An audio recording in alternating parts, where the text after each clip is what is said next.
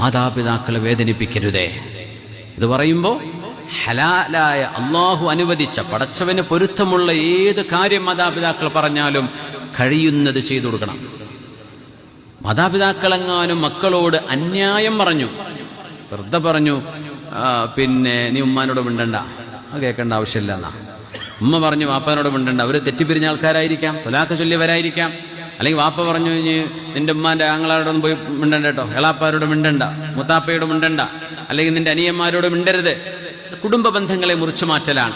അവിടെ പോലും പറഞ്ഞു നിങ്ങൾ ആ കുടുംബ ബന്ധം മുറിച്ചു മാറ്റണ്ട. വാപ്പ പറഞ്ഞതിന് വാപ്പയെ അറിയിക്കാതെ നിങ്ങൾ അമ്മായിൻ്റെയും അമ്മോൻ്റെ അടുത്തൊക്കെ പോകണം. എന്തേ? അത് അള്ളാഹു വെച്ച നിയമമാണ്. പക്ഷെ വാപ്പ അറിയണ്ട, വാപ്പ അത് ചെയ്യണ്ട എന്ന് പറഞ്ഞതല്ലേ. വാപ്പ ചെയ്യണ്ട എന്ന് പറഞ്ഞതിന്റെ പ്രകാരം കുടുംബത്തെ മുഴുവൻ മുറിച്ചു മാറ്റണം എന്നാണോ? അത് വാപ്പ അങ്ങനെ പറയാൻ നിൽക്കരുത്. ആദ്യത്തെ വിഷയം അതാ. വാപ്പ അങ്ങനെ പറഞ്ഞെന്ന് വിചാരിക്കുക, ഒരു തെറ്റായ കാര്യം ചെയ്യണം എന്നാ മക്കളോട് പറയണത്. ആ വിഷയത്തിൽ വാപ്പയെ അനുസരിക്കൽ നിർബന്ധമില്ല. പക്ഷേ വാപ്പയെ വേദനിപ്പിക്കാൻ പാടില്ല. വാപ്പ അറിയണ്ട, വാപ്പാക്കത് ഇഷ്ടമല്ല അവരെ കല്യാണത്തിന് പോണത്. വാപ്പാൻ അറിയിക്കാണ്ട് വല്ല പോയിട്ട് കല്യാണത്തിന് ചോറൊന്ന് പോയിക്കോ. അത് കുടുംബബന്ധം ചേർത്തലാണ്.